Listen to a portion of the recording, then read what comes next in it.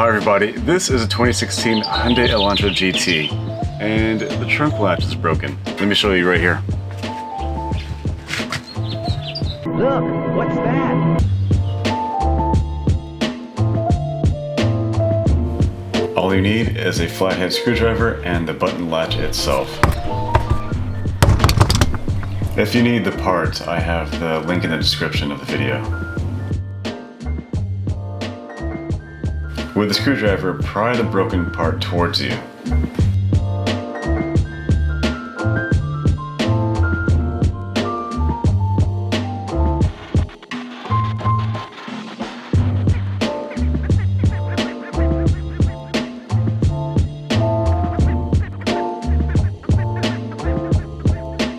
Once it's unseated, unclip the wire harness.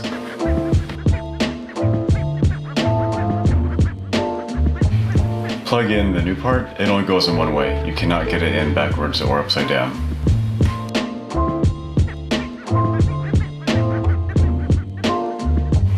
Then push it in. That's all we gotta do. Just push it in. There we go. Now it's fixed. You can now continue putting stuff in your trunk.